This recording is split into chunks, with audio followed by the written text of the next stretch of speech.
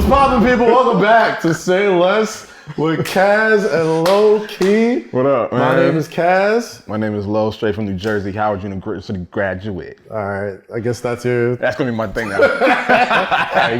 Howard University graduate. I wish I was at HBCU sometimes. Bro, man, it's life changing. That's one of my... I don't regret a lot of life. That's one of my... I should have... Bro, it's an experience, man. Yeah. It just shapes you. It prepares you for all the cultures around the country. I mean, people from around the world, but like, that was my introduction to Southern music, introduction to... You know what I mean? Bottom girls, a lot of people, a lot of music, a lot of food, you know what I mean? A lot of women. Never mind, but keep going. Damn. All right. Welcome back to Say Less with Kaz. Shout out to Whistle Sports. Shout out to Brother Networks.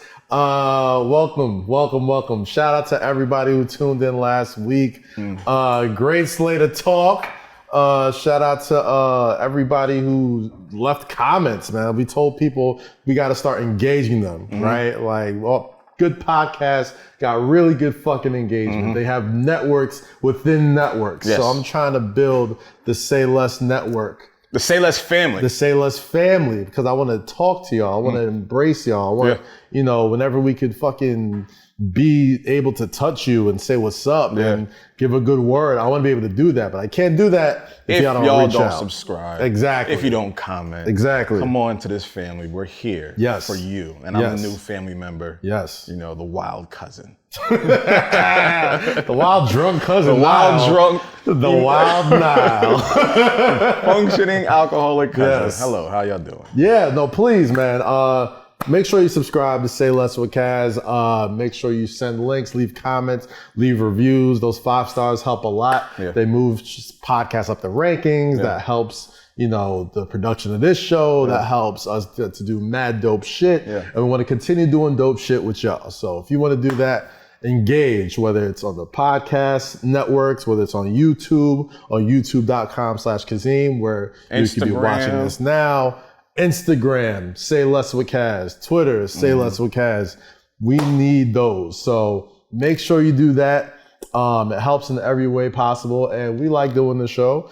You obviously like listening to it and watching it and sharing it. And I appreciate you all. I never thought today like people would actually like or listen or care about what the fuck I gotta say. You're a little I'm starting to get up there. I'm starting to get a little facetious. Okay. People, you've done this for a while. Like, no, I know, but like it's still somewhat, you know. You don't gotta be like humble all the time. No, I'm gonna talk my shit, but it's still fun and cool to see that people like care about opinions and stuff. That's all. That's always very. Of course. It is cool. It is cool, man. Cool. It is cool, and especially nowadays, right? Like I feel like because there's so many voices out there. There's so many voices. There's so many podcasts. Like there's so many people that always got some shit to say. And speaking of people with shit to say, my God, I don't even know where you're going, but I'm gonna try to follow your path. Go ahead. I remember days where people would drop music videos and we could just enjoy them for what they are. We could just be like, man, this is great. We got some booty cheeks moving. The song hits a little bit. You know what I mean? We are in such wild times, such throwback times. I feel like we're back in the Roman days. We got politicians bitching about music videos. What year is this? Well, I mean, if we want to get straight to it, obviously Cardi, you know, co-signed Bernie Sanders. Yes, okay. Bernie being a Democrat. For those who may not know what we're talking about wet ass pussy. There it is. Yes. The elephant in the room. The elephant in the room, the song Wet Ass Pussy. For some reason, the title or the hook or whatever it is, the videos, the way it looked, it seemed to rub a lot of people the wrong fucking way. Spark some outrage.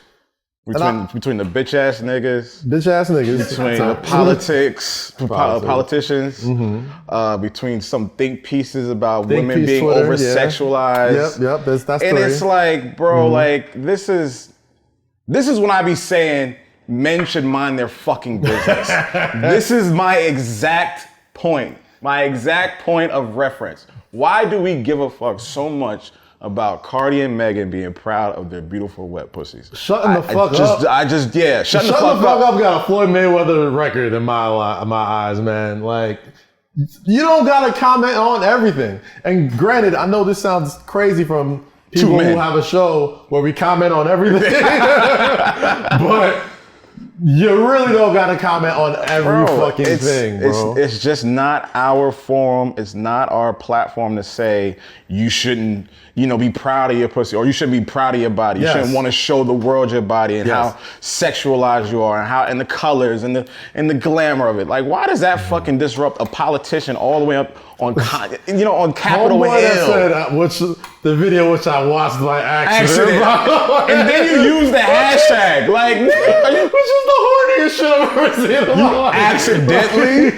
Nobody accidentally watches 5 minutes of anything. Bro, like you accidentally click on the wrong window on X videos. You accidentally do that. It's like and sometimes you say. You never got caught? You never got caught by your parents? What? No. I never got caught. Never got caught.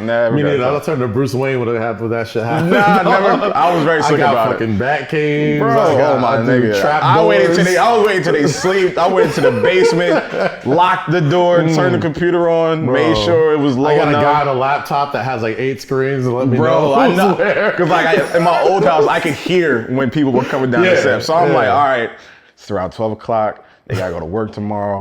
It's about that time. Yes. It's about that time. Computers downstairs in the basement. I didn't have a cell phone back then. I'm like, I know exactly what website to go to. We can time it out to the millisecond. Give me 20 minutes and I'm good. To the millisecond, bro. And then as soon as you hear that went left. No, yeah, it did. That went left. Wet Ass Pussy, a video by Cardi B and Meg Thee Stallion. This was monumental in many ways, right? This is Cardi B's first single in a long time since her Invasion of Privacy album with Double Plutonium. You know what I'm saying? And didn't got a Grammy, right? It got a Grammy, best rap album. Like, best rap album. Fucking one of the most, whatever the fuck you may think about Cardi B, point blank period, Invasion of Privacy. One of the greatest introductions to the world. One of the most successful rap albums of all time. Like, it's crazy to hear in that sentence. Bar none. Right. Like, Cardi B, Invasion of Privacy, one of the most successful rap albums ever. Now, this is her first single out. Since she took time away to be a mom, and she wasn't all the way away, but Cardi sprinkles in here and there. She sprinkled here and there, but like we're getting back into Cardi season. Yes, which I didn't even know was a season until very recently. What's going on, Vic? What's up, Vic? What's going on, people? Right, shout out, Vic. Living. We gotta make sure the kids don't hear this conversation. This is one of those. Yes. Appreciate you, brother. That would have been awkward. Way awkward. Shout out to my guy Vic, beautiful family. But yeah, like I was saying, now we're getting into Cardi season, right? Which I had no idea was a season.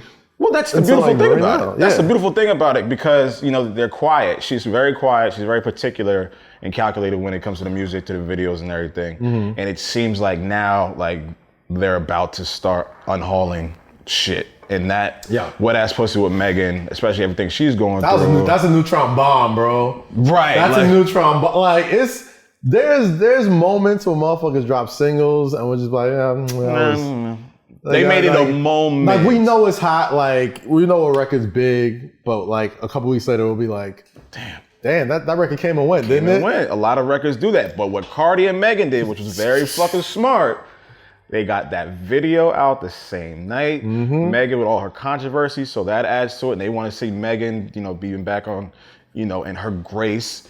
And then now you call it Wet Ass Pussy. Yeah, like it's on top of it being Cardi. What you just mentioned made a lot of sense. On top of it, being Cardi B's like reintroduction. Like, this is the first time we're seeing Megan since like that night on TMZ. Night on TMZ. And on top of that, you got all these like women, these iconic like of the moment. Right now, women. You got Kylie Jenner. You got Rosalia. You got Normani. You got Saweetie. Like, is she was in the video? Oh no, I thought you were talking about just the women. No, in general. I'm talking about the music video. Like, gotcha. It's like you got Cardi B, the motherfucking reigning queen of hip hop. Like, even if you're a Nicki fan, you gotta admit, like, she had a lot of women. A lot of women tried to slide Nicki off her spot for like 10 years.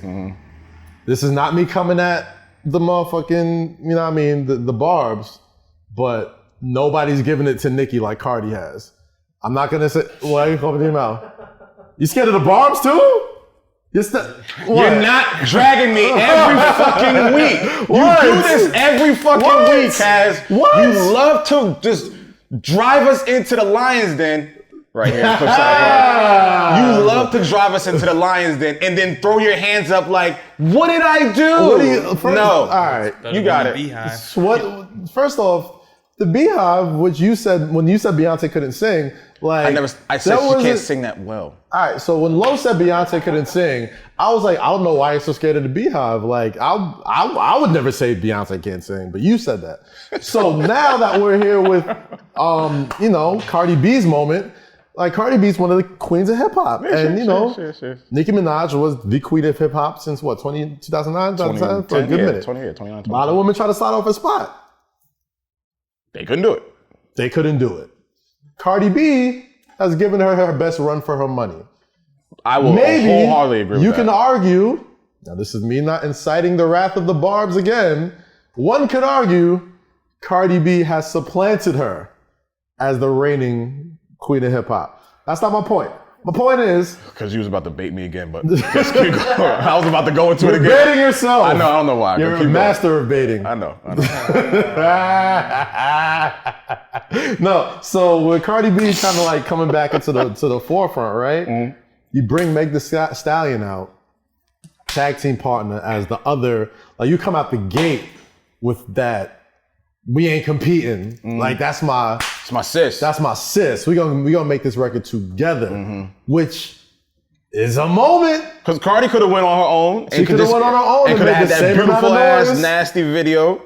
But you bring another beautiful, black, gorgeous. Especially the timing of it. That's what I said. The timing of it. The timing of this is. I'm like, okay, you're Cardi. Even though they shot it before everything, and this was done before everything. But it take the foresight to even like as it's happening to be like, even like Meg having the motherfucking the kind of like real nigga in her to be like, I ain't even gonna say nothing. Y'all gonna see. Y'all ain't even gonna be talking about this shit in a couple days because we about to drop this fucking bomb. Cardi was like, nah, I'm gonna put you under my wing right now. I'm gonna take you under my wing. We're gonna go out to the world together. We're gonna make some fucking noise.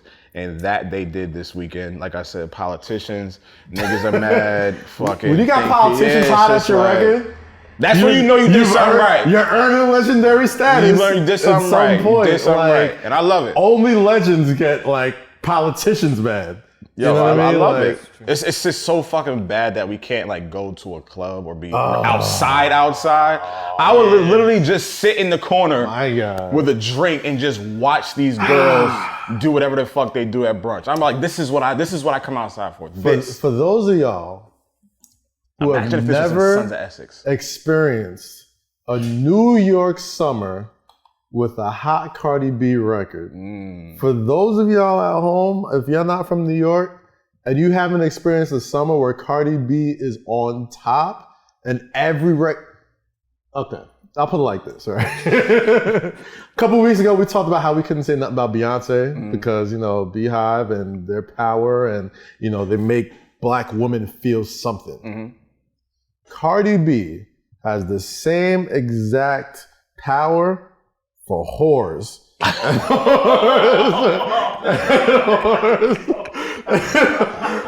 whores are so plentiful. They are so plentiful. That's true. You don't know that. I'm dead ass. I'm dead ass.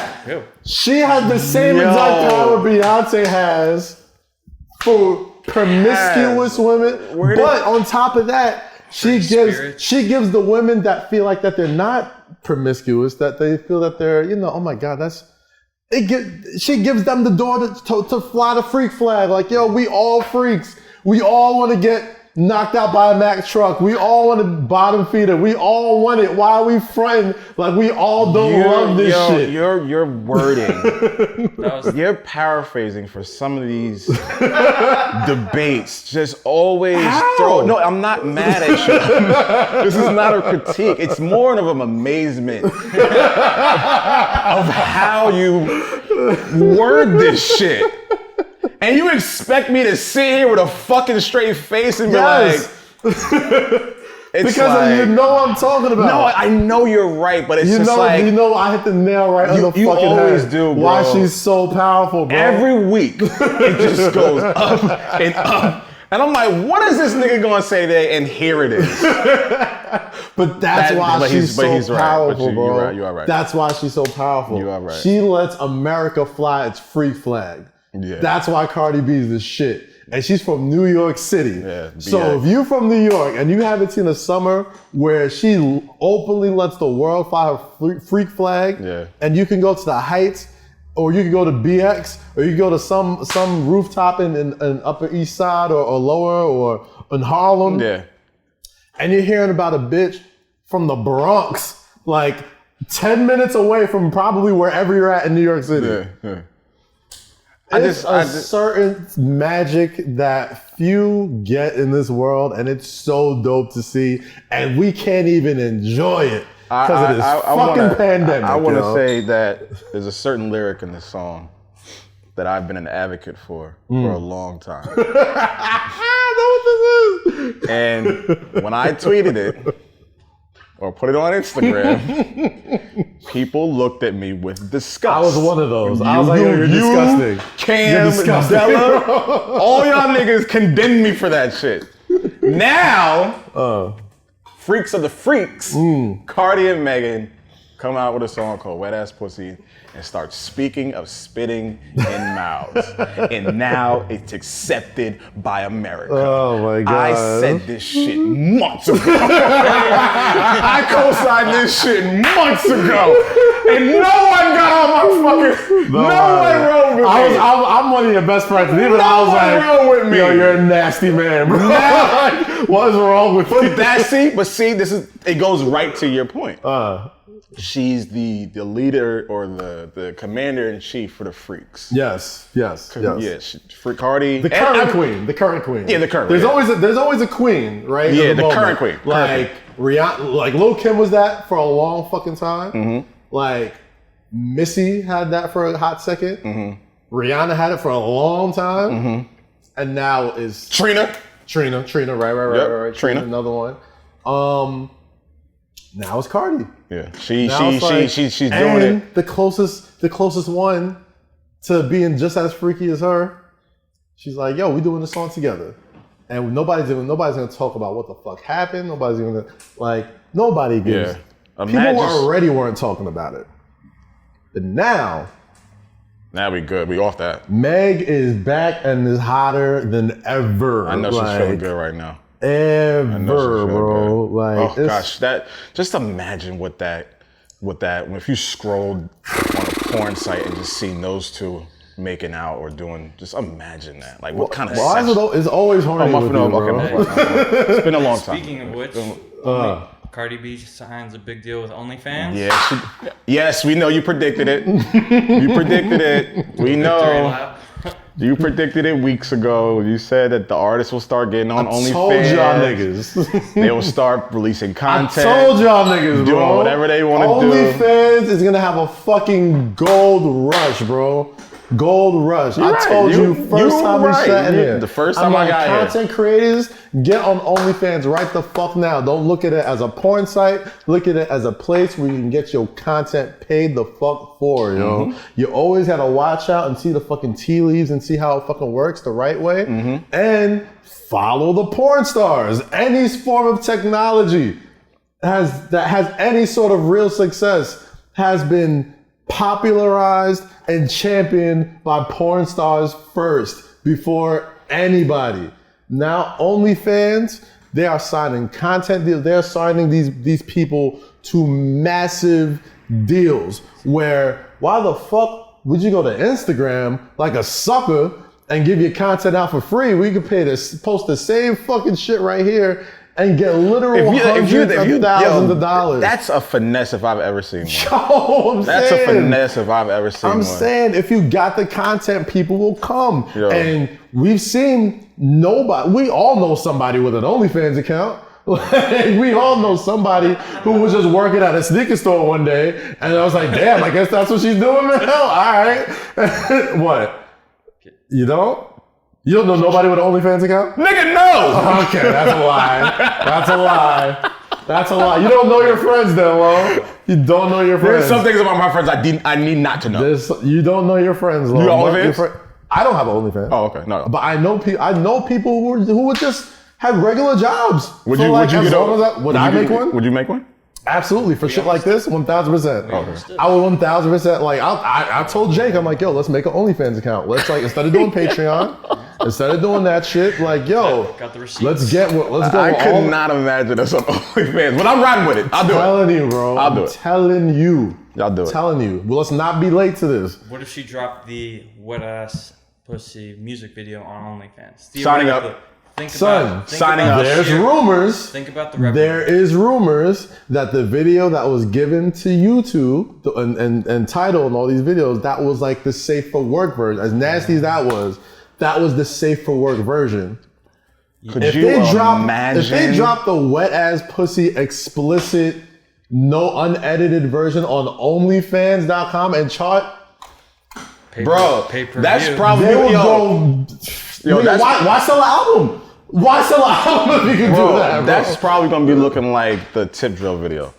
Fam, if it's anything like if you were 12 years old when Tip Drill first came out and you had cell phones, Instagram, OnlyFans, you had all that shit, you wouldn't pay $12.99 to watch the Tip Drill video for the first time? Swiping mom's credit card.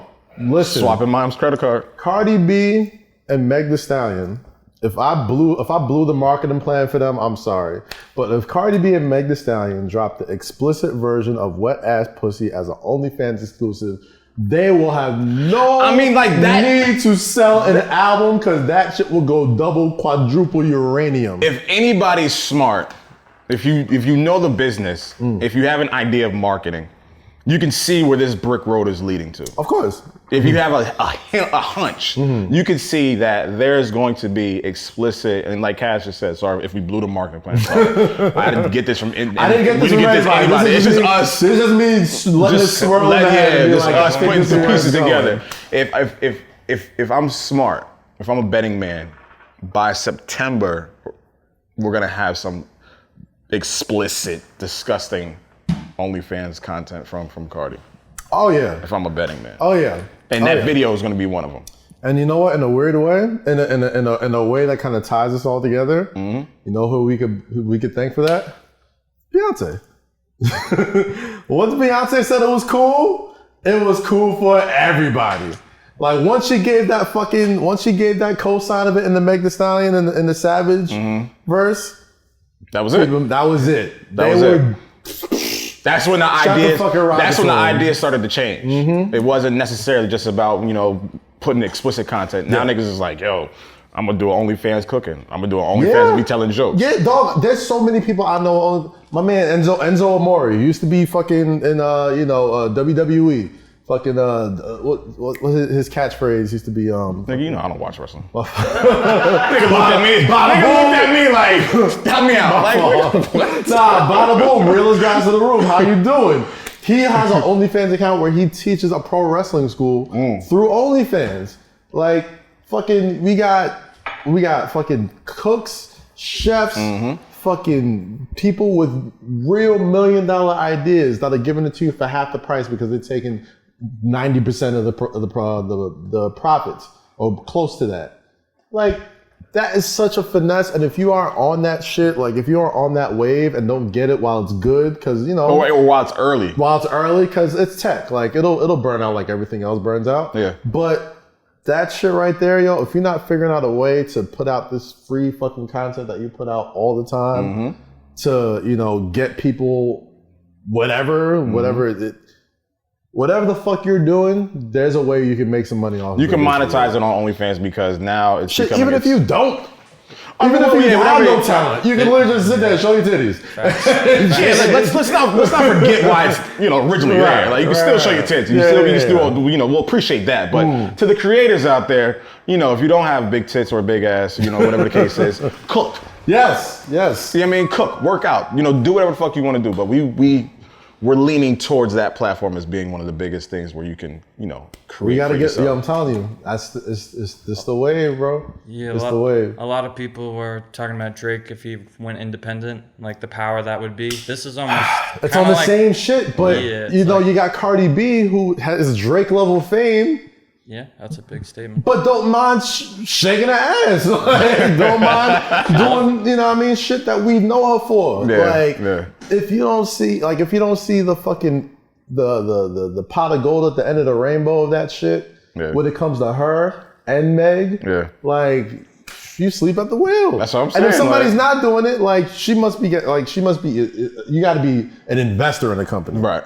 Like if I'm OnlyFans, I'm like, yo, you could have 10%. You got That's what I'm saying. Like that of the deal, company, if you come sign with us. That deal she got had it. Like I would assume some kind of equity or some kind of percentage. For her to do that. What she's gonna do if that's what happens, what she would do for that platform would put that shit on fucking Wall Street, dog. Like that shit would. It's like Rogan for Spotify.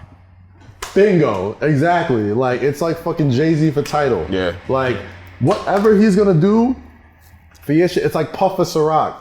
Like whatever he's gonna do for your little vodka company at this point, you can't pay him enough to do it. Mm-hmm. Give him a percentage of the company and work together to it. Yeah. You know what I'm saying? So it's like, yo, if that's the plan, which I think it is, man, like I said, if you understand marketing, if you understand like rollouts and shit, like you can see that this is gonna be a situation, you know, a massive situation. I got a bunch of cups at the crib, bro. I got like 20 of these, bro. I got a bunch at the crib. I was like, you know what, over here. Damn, Vic, my bad. I'm gonna leave these here. I swear to God, how you not gonna bring me a cup, bro? We're gonna leave these here for you, man. These are yours. For the shop. These are yours. They're here forever, bro. He got like 90 in his fucking cabinet, like just sitting there. My mom sent me like cases. She's like, here, a gift from me to you. I was like, all right, perfect. Let's use them for the show. These are for you. So this is gonna keep it nice and fucking. Vic is here. What's up, Vic? So niggas know. That's my man Vic, man. We don't get the lines done without my man Vic. So shout out to him. Holding us down as always. But yeah, you know, shout out to Cardi. You know, do your thing. You know, and it was great to see what you did this weekend. And niggas, shut the fuck up. Yeah, niggas, please, like some things you could just shut the fuck up about. Go listen to like, Slob on My Knob. Like, bro, we've made those songs for the last 30 years. We was raised on. And now all of a sudden it's a problem when two beautiful black women are embracing their sexuality. Like, I was raised on my neck, my back. Like, come on, it's not that deep. What they did is fire. Right, like it's fire, bro. Everything was super fire. It's like get him the mic, Vic. You gotta get in the mic because they're gonna be like, oh, we want to hear him. We want to hear him if you want to talk. If you want to hear him. I think they did like. Come over here, Vic. This is my man, Vic. Vic owns the spot, right? By the way. Yo, I think what they did was just like fire and different. It's like something refreshing. It's like what we needed, like right now. Like two females that are like on top of the whole pedestal. Yeah. One of them is like, it just breaks the whole thing down, how unity could come together and just turn into something so beautiful. Because you got a beautiful Latina and you have a gorgeous black woman. And now they just created a monster, bro. And they embrace their sexuality. So what, bro? It was just like so amazing. We was always on sex, bro. You know what the problem is? What did I tell you the other day, bro? No, yeah, I was but if you got substance behind it, it's not like they're two powerhouses, bro. Exactly. So now it's like even the reason why people have an issue with it is because sex is always sold, but only niggas could sell it. Yeah. Only niggas could be like, you could be the background, you could be the fucking, you could be like the feature girl, but you can't be. Yo, when men have to relinquish control of power, we go crazy. Yeah. When we can't control it, when we can't direct it, when we don't know the outcome of it, we're like, what the fuck is this? I didn't approve this, or I didn't put this out. Like, this is exactly that. Yeah. You didn't produce this record. Yeah, you're you know, his wife. We're not here to see Bro, Cardi's husband don't got a problem with this shit. Yeah. On the other end, shout out to Cardi, man, for being like Dominican and throwing it down and always showing off for the Dominicans. And always showing love to the young lady, to the women behind her. She always Always. I love Cardi. You She's herself. know why people fuck with Cardi so much, She's man? herself. She's herself. She's herself. She ain't and fake. she don't come off like a hater. No. She No, never she don't comes got off like a that. hater, Nah. bro. Like she always gives it She's up. about her business, bro. And I'm not saying other women come off as haters sometimes. Nah. But when you're in that position, when you're big as that, sometimes it's hard to like show respect to other people, like, Right. or you don't want to give that respect in fear of losing your spot, Right, or in fear right. of like, you know, being too nice. Now, Cardi's like, yo, I know what I can do. I know who I am. I know how tough my shit is. Yeah. Why not bring other beautiful up and coming women into this fold so they can get the same love or even more eyes that they weren't getting? That's a mental thing, bro. You gotta do that, and that's a the mental thing. Yo, Like, you gotta be okay that, with yourself too. You gotta be okay with your career. You gotta be like, yo, I'm straight, my nigga. Like, no matter if I come out with somebody or without, nigga, my shit gonna bubble. So why not bring someone else in? Yeah. Get some of this. Yo, that's come what- get to some of me, this. You know why people don't do that? It's mental with them. And that's just not men. It's just not females either. Like, niggas do that shit all the time. No, too. niggas do it. Niggas do it. Niggas all the have to do it time. more than women because Yeah, niggas yeah. have actual power to bring people up and they don't do it. Yeah. But the reason why it's so hard for a lot of people to do it, or why it's mentally a thing with them, is because they feel like they're in a position that they probably don't think they deserve, or feel like, oh, there's only so many things here. The way I got here, there could only be one guy at a time. Yeah. Right. So the reason why I'm gonna be this guy is because I wasn't this guy before, and I'm gonna do anything to keep being this guy. Yeah, yeah. So if that means I gotta Push people down. keep people the fuck down to keep myself up there, I'm gonna do it. And niggas do that way more than women. Of course. Like people always say like, oh my God, women are so catty. I'm like, niggas are catty. They do this shit way more than women because most of the time men have actual power to hold on to. Yeah. Now we got a woman in power, Cardi B, who is not just like the top female rap star. She's a pop star. Yeah. Like motherfuckers. An international pop she star. She breaks through the fucking. She's more than mainstream, dog. Yeah. Like she's got shit in the vernacular of America that people like that shit. Everybody in the fucking world knows what the fuck that is, and that's hers. Yeah. So it's like a woman with actual power, not just saying, oh, they cool, but like actively bringing them up, actively shouting them out, actively putting people on records, being like, yo, I want to do a record with Meg. I want to do a record with No Renee or all these like up and coming Rhapsody. Yeah. Like we always see those clips of her online keeping it way too fucking real and saying like, hey, for all those men that are mad about the type of music I make or whatever, like we got rappers like Rhapsody, we got all these rappers over here that rap about all the shit that you like, But y'all not paying but them y'all attention. not really supporting like y'all support my shit. So what you mad at? Right.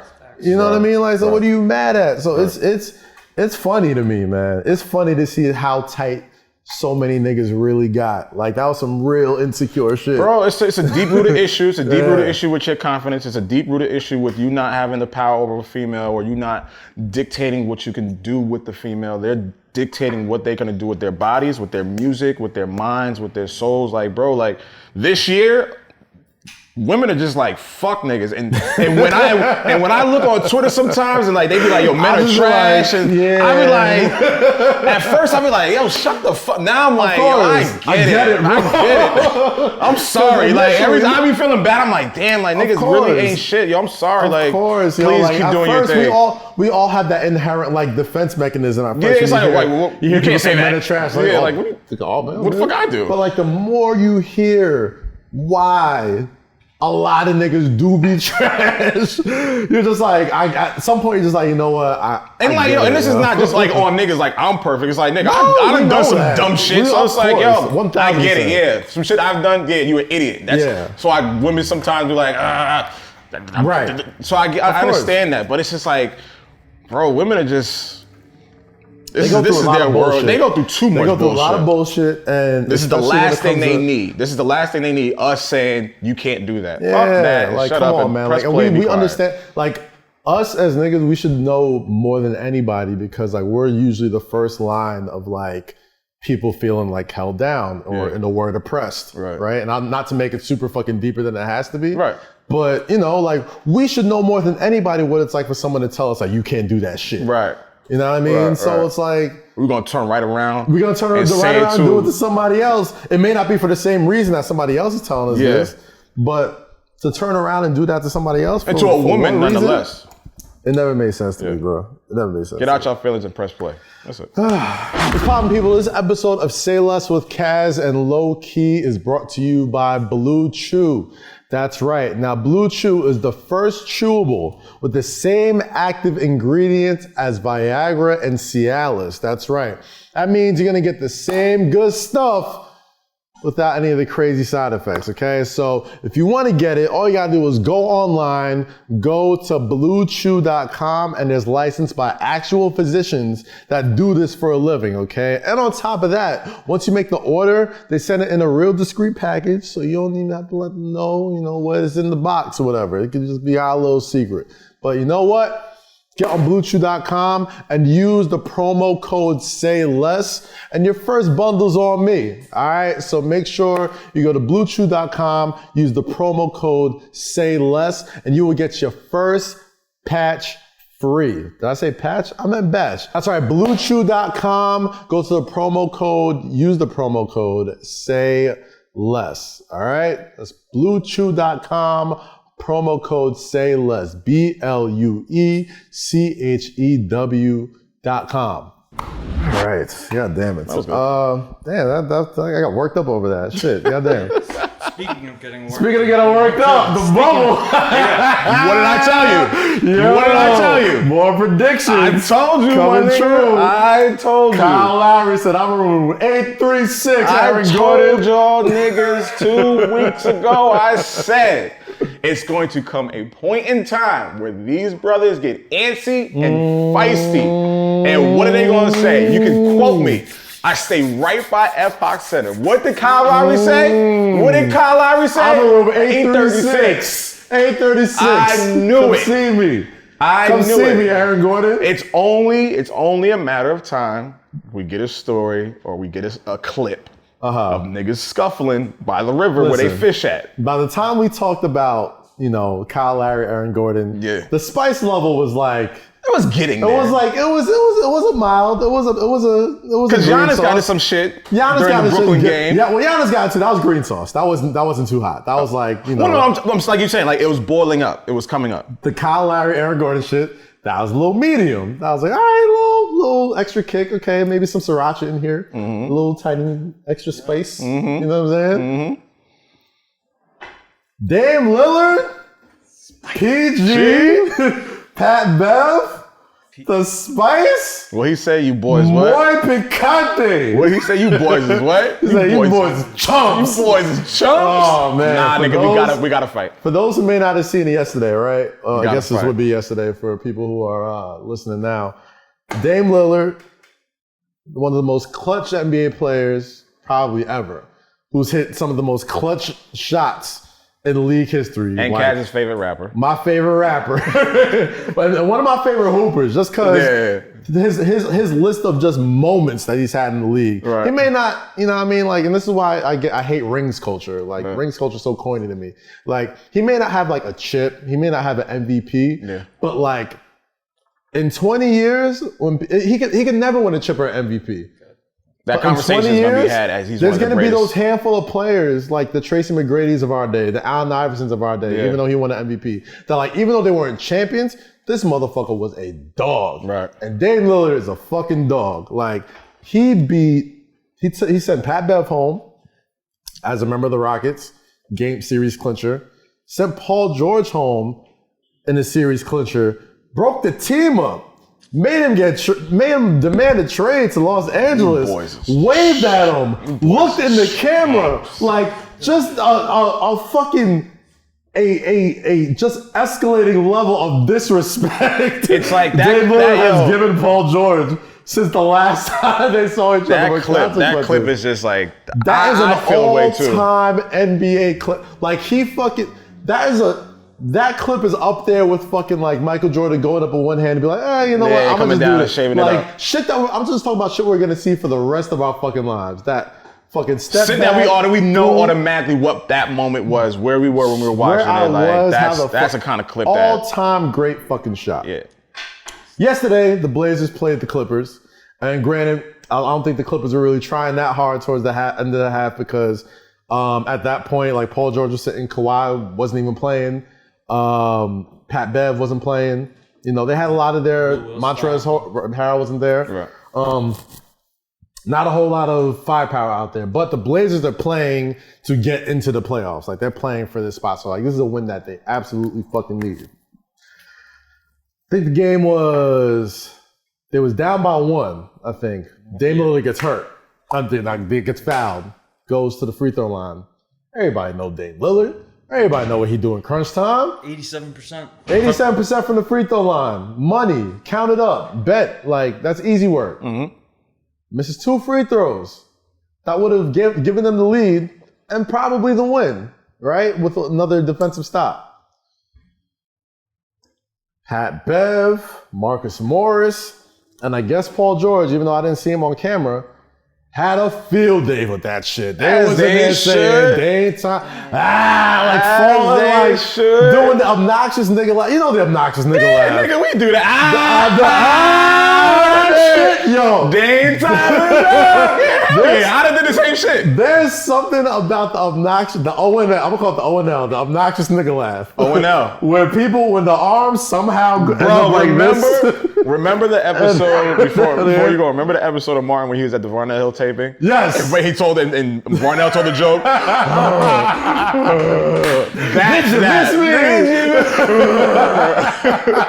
is the O&L right there. So the obnoxious nigga laugh took over Patrick Beverly's soul, right? And he was, having a fucking blast with this shit. So again, still got time. They foul the Clippers. Go to hit 2 free throws. Dame Lillard still has a chance to win the game or tie the game, send it to overtime. Bing, bing, bing. Tries another deep 3. Out. Misses. And obviously, like we said before, the reason why the smoke is going to be so much more different inside this bubble is because in a weird way that I think a lot of us fans aren't really connecting, we still are kind of like mind fucked into thinking there's a crowd there, like as we're watching this game, right? Like, we're kind of like, there's still like some piped in crowd noise and there's coaches yelling and people on the court. So like, you still for some reason think there's a crowd there. But then when it sets in, like as he misses these shots and we see these dudes laughing, I'm like, yo, it's really just them in there. Bro, like he can hear him. Like you can see exactly what he's saying. It's 12 players on each side with like 3 coaches and the screens aren't that loud. And like maybe there's the production company in there doing the TV shit. I can hear all of this shit. Oh yeah. So bro, when they get a rebound like Melo, get the fuck out of here. I got the fuck out of here. We can hear that. In high definition. When these niggas are clowning him for missing a free throw. If I can hear it, Dame is hearing it in HD. So Dame got his press conference on right afterwards. And I know you had it pulled up on your phone. If you could pull it up and the Dame the clip. Oh, you got it. I thought your phone was on you, bro. Nah. Right. Oh, damn. All right, it's okay. So, live podcast taping, guys. So if you can see, go to Bleacher Report. For Dame's original quote. Dame's original. Oh, you got it? Yeah, you got it? It was basically saying like, I take it as a sign of respect the last 2 years because like it shows what they have come to expect from me. And then he went to like name. I sent Pat Bev home 2 years ago. Last year I sent PG home, or whatever it was, vice versa. They're basically saying, yeah, it shows what they expect, and I'll get back to it. He said in so many words, I see why y'all so hype right now. Boys was show. Because I did this to y'all in the past couple of years, and it hurt y'all. So I know exactly why y'all got so much satisfaction. I love that. I love out that of me answer. missing this shot. But it didn't. Because I did this to you, and it still burns you to this day. He's got a chance to make it up right now as we're playing. By the time we're done with this tape, and they might have clinched the playoff spot already, right?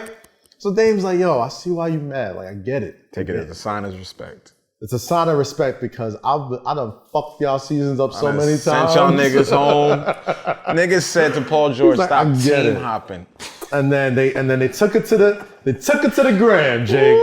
Them comments got spicy. On BR's post of the quote I just read, basically, Pat Bev comments, Cancun on 3. Mm. 3 laughing emojis. Pinned by BR, of course. Mm-hmm. And then this is where, like, you expect Pat Bev to be annoying, Mm. but Paul George jumps in, and you getting sent home this year. Mm. Sideways, crying, laughing emoji. Uh-oh. Respect with the black fist. Respect with the black I love fist. Jake's reenactment. Jake, why did you have to say black fist? They could have just said fist. There you go with this racial It was tension a fucking shit. fist, Jake, really? Right, You had to racial make sure that was tension. the black fist. We could have put it 2 and 2 together. That YG13 was going to be a black Yo, fist. nigga Jake is... Some subtext. Nigga Jake don't care, bro. So what else did he say? That was it? Dame responded to PG's comment. Let's see, that was the "You Are Trumps." It's That's not my favorite popping up. one. He might have deleted it. I Okay, think up so here. That's my favorite in that one. case, right? What makes this whole spiciness entertaining to me and noteworthy to me is because Paul George chimed in, right? Paul George, playoff P, one of the motherfucking coldest dudes in the league, right? Multi-time All-Star, gave it to Braun a few times in the playoffs, like two-way star, excellent NBA player. We just talked about the shot, all in PG grill. Yeah. You know what I mean? To send him home, gentleman sweep. You know what I mean? But people don't forget about that game, right? As bad a dude as PG is, and granted, he was guarding him at the end of the game. And I'm not a stat nerd. I don't know how many of the buckets were on him or who he was guarding or when was switched. I don't know none of that shit. All I know is when Dame Lillard hit that damn near Half-court fucking shot. shot, stepping back at the buzzer in a gentleman's sweep. It was his 50th point of that game. Forgot about that. It was his 50th point. Yo, that's it's sad. not a lucky shot. It's not a, oh man, if you missed it. He had 47 going into that shot. He's like, this shit ends right the fuck now. This shit ends now. Bro, and it was like, the beauty of that shot, it was like, he's timing it. The timing of it is what I'm amazed by, because when that shit fell, the clock hit zero. So there was no chance. Drop. There was no chance of retribution. There was no chance to get into a timeout and get off maybe a half quarter. They were like, a gentleman's sweep. And yes. In a gentleman's sweep. And basically, like, in other words, here's one for your troubles. Here's one dub for your troubles. Bro. That fucking shot almost negates the whole gentleman. So you might as well sweep me if that's how I'm going to lose the series. Yeah. Like, I'd rather just lose 4-0. Who gives a fuck? Nobody cares that the Thunder won one game. Like, nobody cares that that's the definition of a gentleman's sweep. And that shot nullified it. Yeah. So for him to jump in and be like, oh man, we sending you home this year. PG, bro, until you fix fix that from last year, my nigga, just keep quiet. like, bro, Keep quiet. Until you Until get you your wave to get that- back for that. Until you wave to that nigga back home, Until you get your get back for that. keep it cute, bro. Yeah, you got to keep it extremely pequeño. Keep it cute, Cute. bro. That is it. Because the only Small, only memory we have, small, close enough. oh yeah, Keep it cute. the only memory we have of you, PG, is you walking off the court and Dame being hugged and reveled by the entire city as he's doing this. And as he pulls himself out of the scrum of people, he Ice looks cold. right in the camera, like he's looking at your soul. Ice cold, yeah. Like, What are you gonna do? expression, like, I did that. Yes. I would be mad for you can, and I think that's why PG's so mad. No, he's tight. Because he could never get it back. No, he's tight. They'll never be a moment. That's when what you I'm saying. top Like, that. you can never write a better moment in Hollywood to top that It looked moment. fake. Like, that wasn't a real It moment. looked fake. It looked like a Disney movie how he hit that you shot. can't. Like, you can't. Yeah, the only scenario that would look better than that is if that was the NBA Finals and that was the last shot. That was it. That's if that was the only- NBA Finals, that's the greatest shot in the history of basketball, Yeah. period. Yes. If that's the NBA Finals. But it's the next best thing. It's the send them home shot. Like 3-3, game 7, 4 seconds left. This nigga got 47 points, double, step back, 48 feet. 50 points, series over, at home. At home. You can't write anything better than that. You can't write anything better than that. Like, it doesn't even make sense for those things to even line up for you to even overtake something like that, right? Like, it has to be what you said.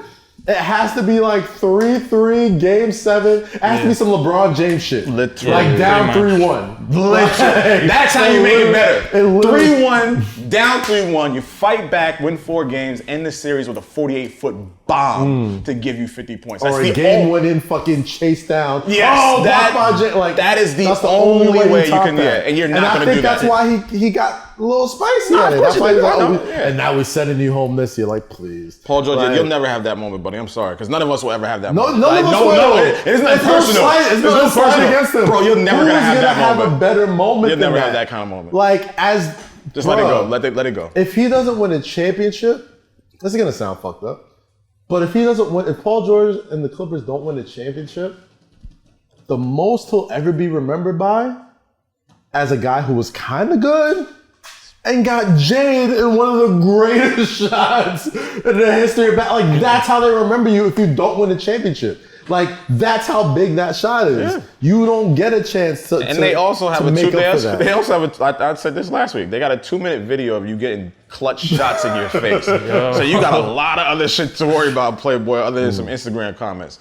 Get in that bubble, win that championship, and send Dame home. But until you do, live with the fact that he got a cold one on you. He did. But it is what it is. Yeah, Paul George called it a bad shot at that time. It's what makes sports, the NBA bubble so fucking exciting, yo. Yeah. Like, shit like this. I'm antsy right now trying to go back and watch like the games today because every game things are getting way more entertaining. Every game is nuts. It's like, yo, like, not for nothing, bro. Kind of a fan of contraction right now. Kind of a fan of contraction right now.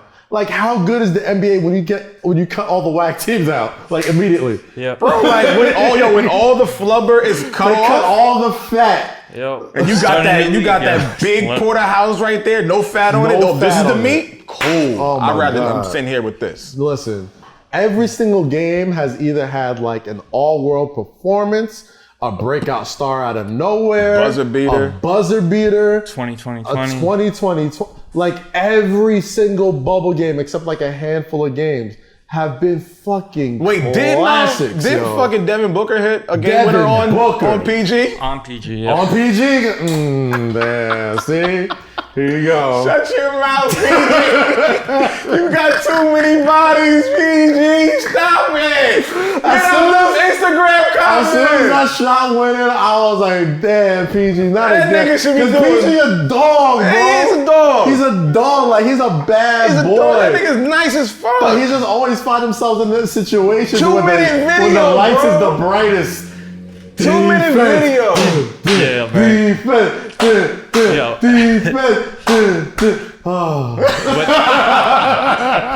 That nigga hopped in the Instagram comments. Your ass should have been doing sprints, or push-ups, or something. 2-minute videos of you. What do you guys think of Dame's response to PG in the comments? I found it. Keep switching teams. ... Running from the grind.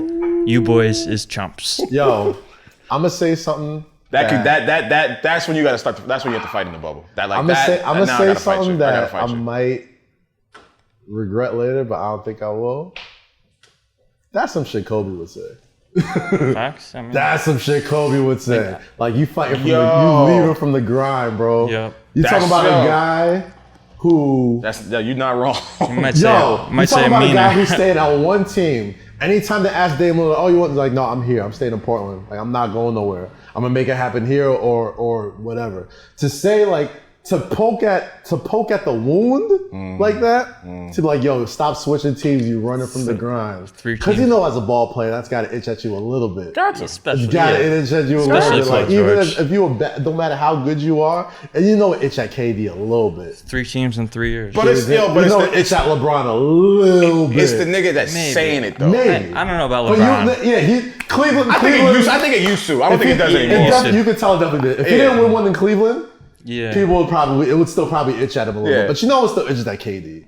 You know, it itches at like a lot of people. So to go directly for the. But the fact who's saying it. The nigga that hit that shot in your face. That guy. If a fan said it, or if maybe someone on NBA on TNT was like, he keeps switching teams and the third. That's their job. They're they're analysts. But the dude who knocked you out the playoffs on a 48-footer and says, stop running from the grind, you boys is chumps. PG asked for it. He asked for it. That's what I said. There's nothing I hate more than a this you. What did I say on Twitter? That's what I told you. There's nothing more worse in 2020 than this. If I get this you, like, just tell my mom I love her, bro. I do not. I'm like, don't even, just like come in my DMs, like, just talk to me first. Like, don't, you don't gotta embarrass me like that. Bro. When you get this you, Damian Lillard pulled a this you. Bro. In the press conference. Like, I never ever want to hear anyone say from my employer to my girl, I don't ever want to wake up and see this you on my mentions. Oh God! I'm just like, it's happening. Just take me out. I'm like, whatever it is, just eliminate me, bro. Oh man, there's never been a this you in Twitter that was ever good.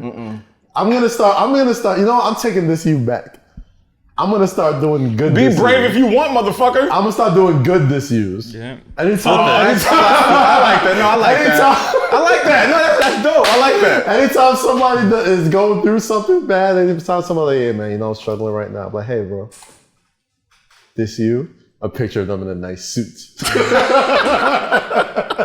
Or a picture like something like a picture of at an awards show. Like, okay, I like that. I like that. I like that. Next time I see somebody like, man, this fucking pandemic's fucking me up. I can't.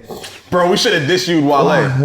I'm about to, bro. We taking this you back. We should have dissed you Wale this weekend. We taking this you back, Anytime I see somebody, we could have showed him a plaque on Chill. I'm like, hey, bro. This you.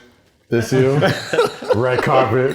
All right, so you officially heard it here first, right here on Say Less with Kaz and Low. We are relinquishing the negativity, pushing it away, and we're giving back the positivity with this. There's enough negativity in the world. Bullshit. So, damn it. You know what? If you're going through something negative, if you're going through some bullshit, tweet us, and we're gonna go through your profile. We'll go through your Instagram, and we're gonna stalk your shit. We're gonna stalk your shit, and we're gonna hit you with it in front of the world. This you, bro. This you, bro. This is the new. But you over there, damn man, it's fucking hard out here. Jobs. We got this. Me and Kaz gonna take that power back, man. I'm gonna go be like, hey, bro, find a picture from your prom. Like, hey, bro, this you. Cause I'd be goddamned if one of y'all motherfuckers diss me in a negative way. I got bad anxiety as it is. I do not need to wake up at 7 in the morning talking about this you, and then my father called me like, what the fuck is this? No. Oh man. Never. God damn it. This you belongs to us. We're taking now. it back. Belongs to us now. Everybody going through some shit. We got Say you. Less with Kaz on the DMs, Instagram, Twitter. Like, man, I'm fucking going through it right now. I lost my job. My girl ain't fucking with me. We're gonna find something. I'm like, hey, bro. Send me your Twitter profile. Send me your Instagram. Let me do a little research. I'll find a picture of them with like that one random celebrity that I met that one time. Man. But hey, bro, this you with like Randy Orton.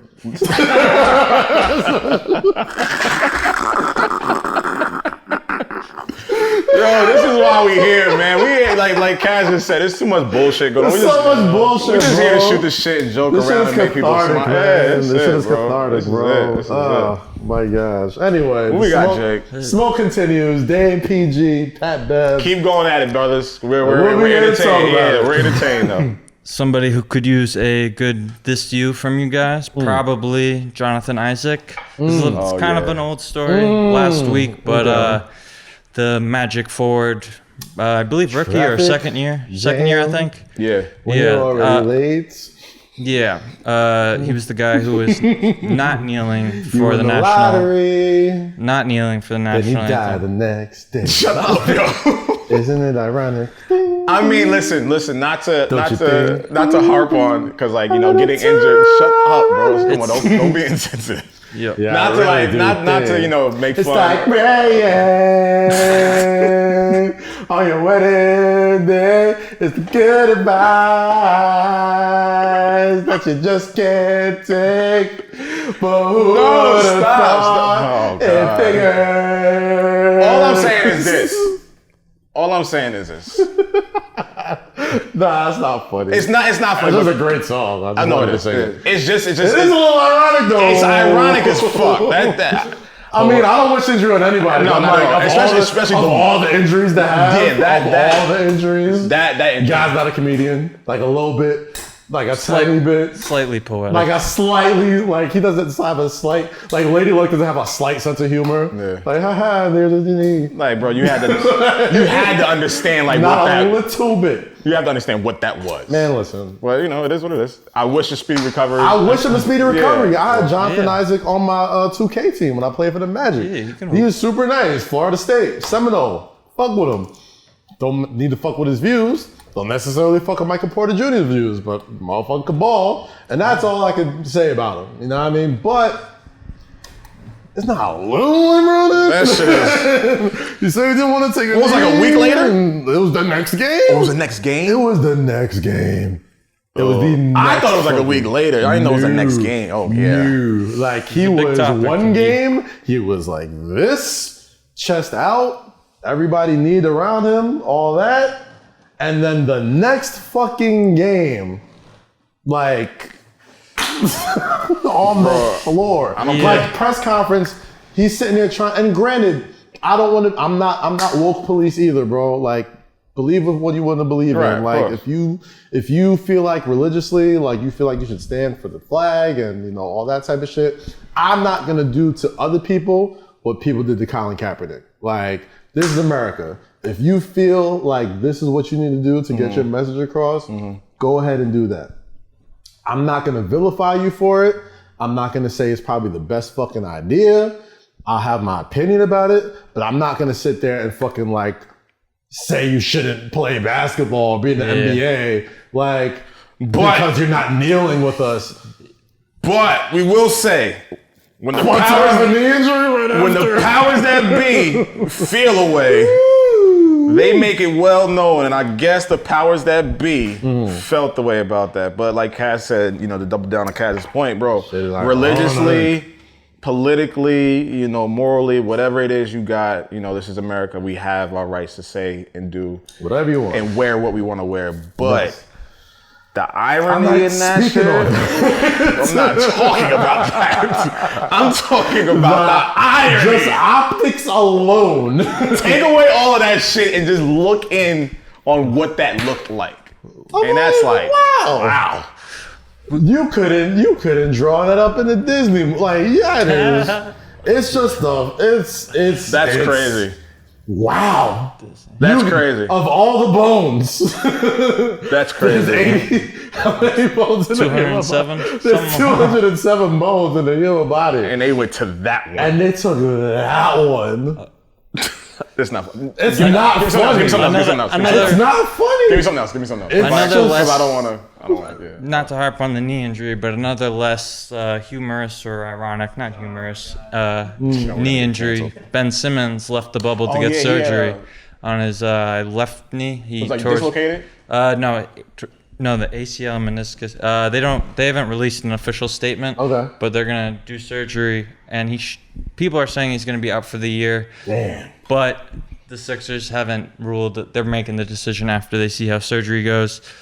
So I doubt he's coming back. There's no way he's coming back. I doubt he's coming back, and then there's also, does he stay in Philly? Because they've had a good run at this. There's a lot of how people long does that take? about How long is a recovery does that take? I mean, it's. I mean, if they're still talking about options, it can't be more than a month or two. But at the same time, you're right.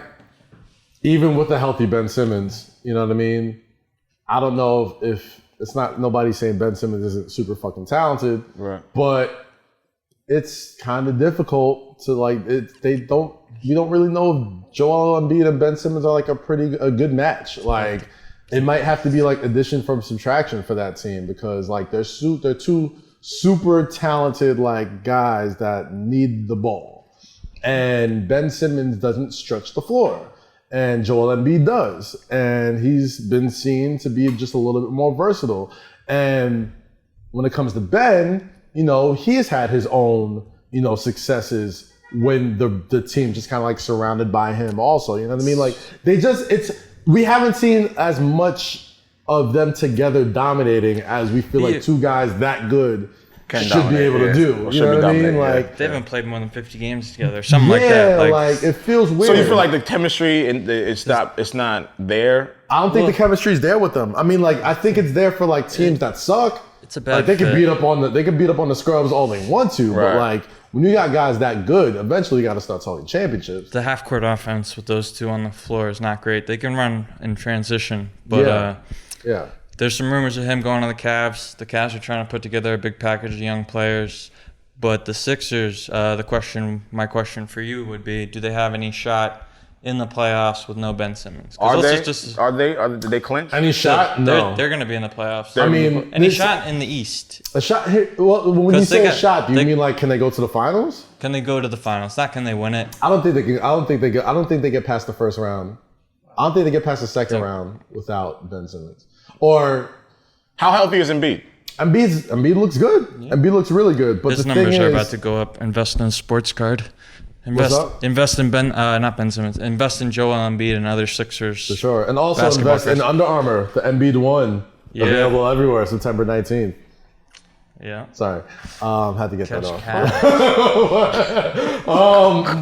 Yeah. No, so Joel Embiid is, I don't know how much he'll be able to carry a team by himself. I do feel like the rest of the East looks that much better than the Sixers, though. You know what I mean? Like, I feel like if they get some parts for Ben Simmons, or let's put it like this. At this point, it looks like if they got to pick a guy between Ben Simmons and Joel Embiid in Philly, I think they're going to lead towards Joel Embiid, and they'll be able to move somebody, get some really good talent and picks for Ben Simmons, and Joel Embiid's still relatively young. You know what I'm saying? But as far as this year, I feel like it's just too deep. I feel like the East, anybody could really come out of it. I think Boston's looked really good at times. I think Toronto looks excellent. I think, you got to go through Milwaukee. You got to go through Giannis and those guys. The Miami Heat look really good and fun. Bam. At least 4 of those teams. And now all of a sudden, TJ Warren's Michael Jordan. TJ scoring. TJ scoring. Like now the Indiana Pacers are like, okay, like now maybe these guys who just like got Vic Oladipo back. Got Oladipo back and just beat the Lakers and lost one game to the Phoenix Suns, who have beaten everybody so far. Like the East is really deep, and when you're down an All-Star. And, granted, they were trying like that whole Ben Simmons at power forward experiment and starting Shake Milton at point guard thing. I feel like eventually they might have been able to kind of like make that work somehow, because Ben is more of a roller and Joel Embiid could stretch the floor and hit threes and shit. So like maybe if Shake Milton can create, and which it looks like he has, they'd be a little bit more, they'd fit a little bit more. You know what I'm saying? But right now it feels weird. Like I feel like with the Eastern Conference, there's the Raptors, the Celtics, the Bucks, the Heat. It's everybody. And now maybe the Pacers, and then the Sixers? It's like, the Pacers threw a wrench in it, beating the Lakers. Yeah. And TJ Warren, like, 18, not missing 18 a shot in the ever. first quarter, finished with 39 and had 7 straight to put them up by 2, I think, in the last 2 minutes. So playing clutch. This is like me watching the Sports Center. Yeah? Yeah, right. I like this. Well, I'm helping you out here, This is bro. like me watching the Yeah, Sports Center. Yeah. Like, okay, that team. Well, you know what it is? Like, like the teams right now, there's been so much good basketball because, like, there's no bums to feast off of.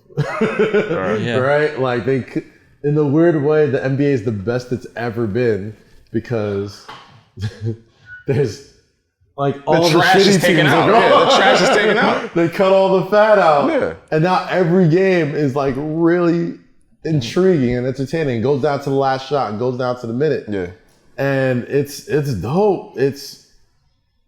It's only going to make the games feel more intense and better as the time goes on. I mean, like, when you take away the fan atmosphere, Yeah. And you take away all the theatrics and the circus shit, outside and inside the game, you look at it now, it's just like, yo, it's just fucking basketball. Just ball. It's just ball. Just ball. It's the nicest niggas in the country, nicest teams, and they are balling. And we Don't get to watch. travel. Yeah, don't gotta Don't gotta worry travel. about no- Bro, nobody in niggas the like, crowd. niggas at the hotels, walking to the spot. I saw the best tweet yesterday. Somebody said, yes, but can TJ Warren ball in front of hoes? That's the question. Hey, he put up. He averaged 20 a game last Yeah, year. he wasn't he was good. Like he was People act like- But can he hoop in front of Rihanna? That's the question. That's what separates the boys from the Only men. a specific think they'll amount of players can hoop in front of Rihanna. Are they going to bring Rihanna into the bubble for the playoffs? I feel like they should. You know what's interesting? They gotta put it at least in the. That's what Yeah. I was about to wall. say. It's interesting to watch who comes in and who's like watching the games, who's checked in like on the virtual shit. And I kind of doubted it a couple weeks ago. I'm like, oh, they doing too much. They shouldn't have that shit. But I'm like, nah, like that looks fun.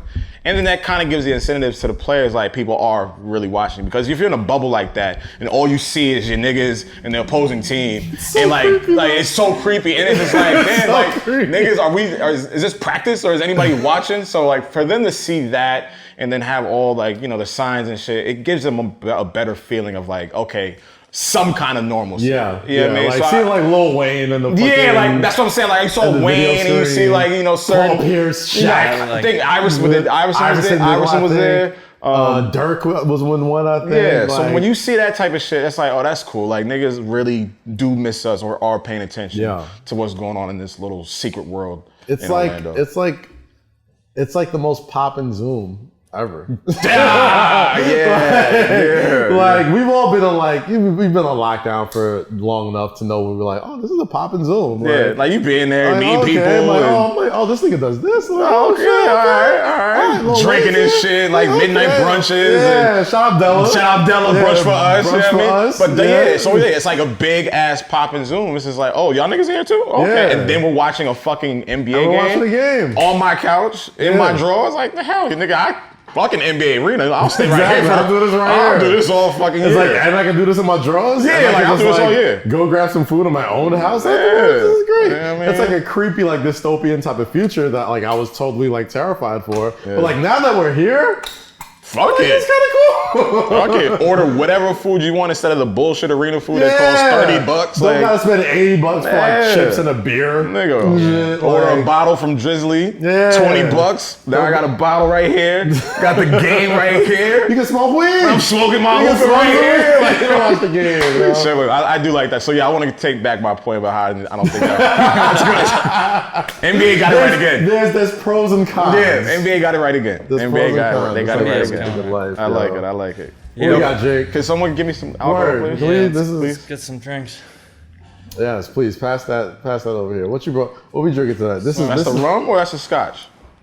That's the rum. No, you drinking the rum? This is the rum. Yeah, I'm drinking the rum. Yeah. This is Haitian rum. Wow. They didn't even pay for this one. So shout out to y'all. Oh, they didn't? Nah, this is not sponsored.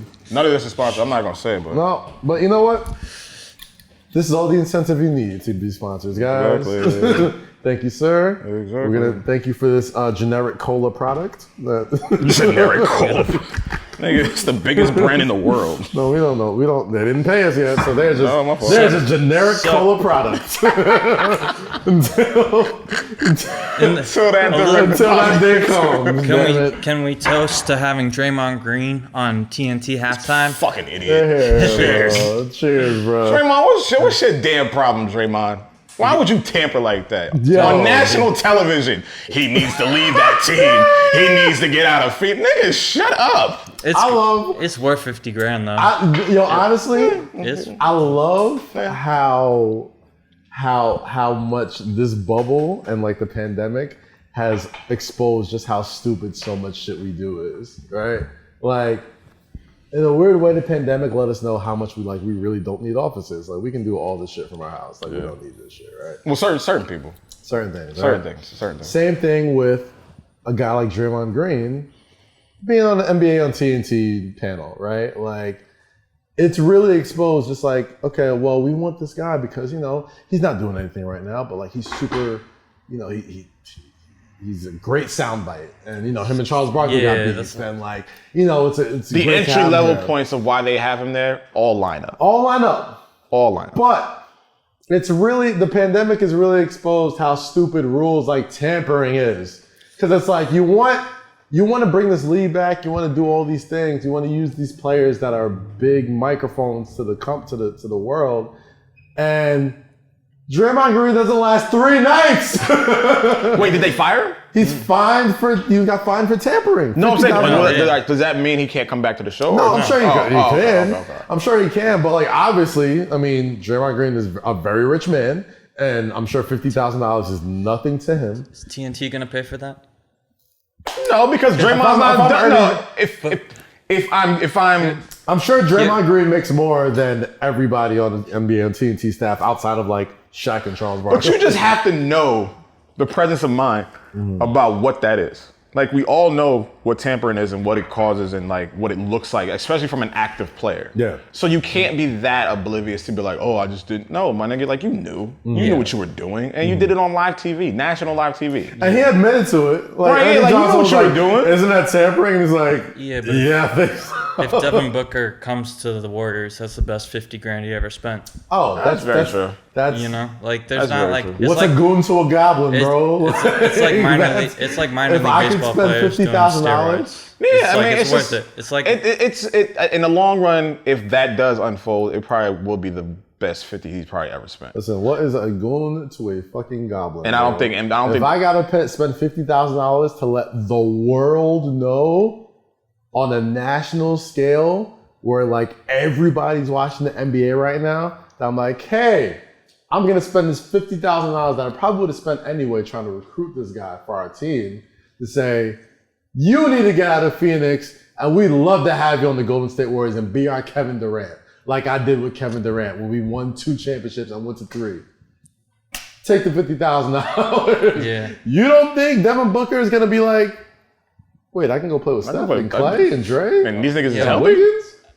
I'm out. But the funny shit is, if they trade for Booker, it's probably going to be for Draymond. Yeah. He spent that 50 for nothing. Threw that 50 out the window. Which is what, like, Draymond is like 1,000%. That would be so fucking hilarious. If the package included... Like, he's 1,000% in that package.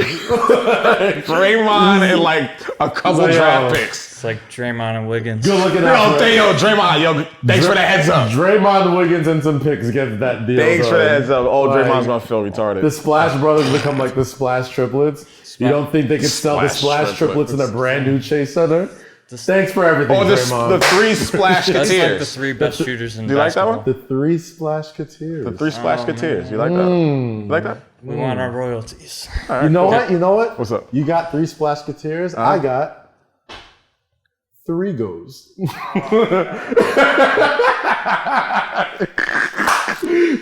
some amigos? There's 3 goes. They shoot 3s. There's 3 of them. 3 goes. The 3 goes. You know there's a double entendre. No, there's a double entendre. Like they shoot 3s. They shoot 3s. 3 goes. The 3 goes. All right, okay, I'll give it. It took another one, almost sailed. Bounce off we caught it. Bounce off we the caught wall. it. The 3 goes. I like mine better than 3 Splash Cateers. Yo, I like mine better. That's more. Y'all can vote. That's more mainstream household. Steph, Clay, and Book. 3 goes or 3 Splash Cateers. 3 Splash Cateers. Come on, son. Who's the marketing right mind? here in the comment Who's section. the marketing mind, goddamn? Nigga, I am 3 Splash Cateers. 3 goes is fire. 3 goes is cool because it's like it's current. It's not. Yeah, but 3 Splash Cateers is like worldwide, and it's like like we all know what a. But 3 goes, you could get fucking take off Quavo. That'd be kind of fire. I'm telling you, fucking. I like 3 Splash Cateers better. Steph, Clay, and Dre all grow dreads. All right, now you're okay. Don't okay. We get the Migos right. Okay, we understand. 3 goes. We get it. 3. We get it. Offset. Woo, woo, woo, woo, woo. Records on records on records on records on records on records. Yo, you're a fucking dork. Y'all are crazy. What else we got, Jake? Y'all are crazy. We got a few more quick hitter type NBA subjects. If What else we got? We got Giannis and Luka. Do we think they matched up the other day? Luka came out on top. Actually, no, the Bucks won, right? Bucks won. Bucks won. Luka had a great game though. Can we talk about Luka? Can we? Yeah. Can we talk about Luka? Let's talk about Luka. 36 and 19. I said Luka's on a crazy trajectory. It's a cold white boy, bro. Right? And people was like, oh my God, Kaz, you're late. Luka's been nice. I'm like, y'all don't understand what I'm saying, bro, when I say these type of things. When I say trajectory, I'm not looking at just like, oh, he's the next this, that. Luka's the coldest white boy I've ever seen in my life. In my life. I've never seen a colder white boy than Luka Doncic. That white boy is cold. All white men. Luka Doncic is the best white basketball player I've ever seen. He's the best y'all gonna get. Larry, he's already there. He's 21. He would smoke. That's why I don't know. Like he's colder than Larry. He's colder than Larry. Listen. Larry was cold. Listen. Larry was cold. Larry was a bro. cold Caucasian, man. Larry was cold. Larry was I'm not downplaying Larry Bird by saying how fucking cold Luka. Like Larry Bird was that dude. I don't know, man. But Luka at 21 years old doing this already in the NBA. He is already the coldest white boy I've ever seen hoop in my life. He makes motherfuckers look so stupid every single time he's on the court. He does some shit I've never seen before.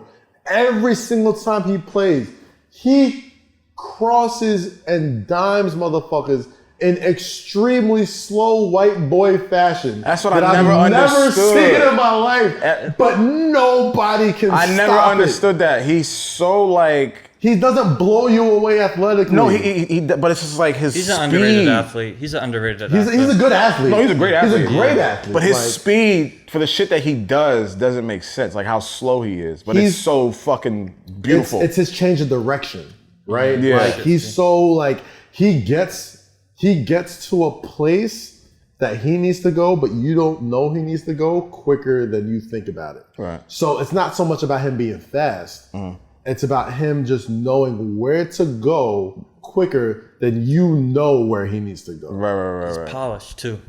So the fact that he's strong and he's more athletic than he looks like makes everything look like it's in slow motion when he's doing it. You know what I'm saying? Because he's not just crossing you, he's crossing you and giving you shoulders. He's crossing you and like fucking stepping back and still being in control with people. And making sure like, yo, I'm not stepping back to shoot. I'm stepping back because I know when you come over here, I'm already going to be over here. And I know my guy's over here open. So as soon as I get to this spot, this dude's going to be wide the fuck open for a three-point shot. And that's why he has games where he has like 19 assists, 12 assists, like 20 rebounds, 35 points. So his IQ is retarded. His IQ is fucking retarded, and he's doing all this shit being an aight three-point shooter and an aight free throw shooter. Facts. When he becomes a lights-out free throw shooter and his three-point percentage goes higher, he is gonna be like, at this trajectory, he's going like, you're gonna be talking about him in one name category. Yeah. You're gonna be talking about him like you talk about Kobe, MJ, like Braun. Like that's the type of he's different, yo. He is different. Like definitely helped that he had all that pro experience. Exactly. Like he's always been this good. He was playing in Spain from the time he was like 14. Yeah. With men. Yeah. Like grown men. And that league, and you know, there's leagues all around the world, but like there's only like a handful of leagues that are like, okay, we'll put some guys in the NBA. We got some like NBA talent here. Like, and that league was that. He was in the top league. He was the EuroLeague final. He was the equivalent of the NBA Finals MVP in those leagues as a teenager. As a fucking teenager. Like leagues that like are like a notch below the NBA. He was the finals MVP in these fucking tournaments as a teenager. Like he is when I say this motherfucker is different, he is different. Like he's Braun different. He's Jordan different. He's That's a big claim. I'm telling you, dog. He is. I mean, you would know better than I would, but I'm saying. I mean, I know the caliber of Jordan. To the white boy. That's a big claim. Not even just white people. Like to motherfuckers who just know hoop. He is a different fucking breed, bro. Like there's people that come every couple of years. Like when we first saw Braun his first year or two, we're like, this motherfucker is different. Like we knew McGrady was that deal. We knew Iverson was that deal. Carter. We know Vince was that deal. But that Braun was different. Yeah. That's Luka. Like we know there's a whole lot of young talent. Like we know right now Giannis is that deal. Yeah. We know right now that like John Morant is that deal. Zion's that deal. Trae Young is that deal. Luka is fucking different, you know. He's different. Like that motherfucker. If he's not winning, if he stays healthy, and Dallas does right by him, Dallas knows how to win championships. Like they're not a shitty organization. Yeah, of course. They will do what they need to do to get him help. He is going to change the way the people look at basketball, bro. He's that fucking good. He's that fucking good, dog. Like I've never seen a guy like him. Yo, you know what's funny? Like I could tell when Kaz lean in on some shit, Kaz lean in on some shit. And it's rare he lean in on some shit, but when he does, I'm telling you, yo. That nigga go on a 2-3 minute rant about whatever the fuck it is. Whether it's music, whether it's some bullshit. This nigga just leaned in on Luka. So Luka, if you watching this shit, you got your number one fan right here. Yo, and that's the thing. Like, I'm not even like his number one fan like that. Well, no, I mean, like, I'm just saying that in jest, but like the way you broke it down to a nigga that really, you know, I mean, I play basketball, but like I'm not up in the morning watching this shit every day. If you get a chance to watch this motherfucker play, bro, yeah, but that's how you speak to a nigga that don't really watch basketball like that. Like the way he spoke, that's like, okay, like this nigga, this is where he comes from, this is his lineage, and this is what he's doing now. Okay, like let me keep my eye, even though I knew about him and I watched him, but let me keep my eye and see like, okay. Whenever that dude's on TV, watch him, bro. Yeah. Watch him. He has games where he dominates the game and he's not even shooting that good. And he's like, and you still look like, how does this motherfucker, I feel like he's missed every shot, but he's got like 25, 12, and 9. Like, what? Yeah, I see. Like, what was that triple double that he got yesterday? Last night he had 30, 20, 32, 19 assists, 12 rebounds. 36, 36. But no, he set a record. It was like the 30, 20, and 10 thing. Or whatever. Oh yeah, like the triple double. First person to do that since Michael Jordan. Damn. Like fill in the blank. Since Michael Jordan, you're that deal. Doesn't matter what the fuck it is. Yeah. If somebody says blank, blank, blank, blank, blank, since Michael Jordan, you have my attention. Yeah. This motherfucker is that guy, bro. Yeah. And I'm not even his biggest fan like that. Like I'm an unabashed Knicks fan. Like I can't even like my heart of hearts. Like it's even hard to watch this motherfucker play just because he's got Kristaps Porzingis. And I'm just like, how the fuck did we trade him for nothing? You know what I'm saying? Like it hurts to even watch this dude play. But I'm sitting here, I'm like, yo, this motherfucker is that deal. That's a real deal. Like he's the real fucking deal, bro. So he may not win a chip this year because the West is loaded and his team is still pretty young. But he's winning. Like you see certain players come along like, oh, he's winning the championship before it's all said and done. Yeah. Like he's getting one. Now it's a matter of how many after that, but he's getting one. I'm more confident that Luka wins a championship before Giannis. Yeah. I mean, you got if it gets past this year, definitely. I don't know. I feel like this year is Giannis's best chance to win one. Just because I personally don't think they'll win, but that's just why so? Just they haven't played enough close games. They're like the Warriors in that like they've blown everybody out.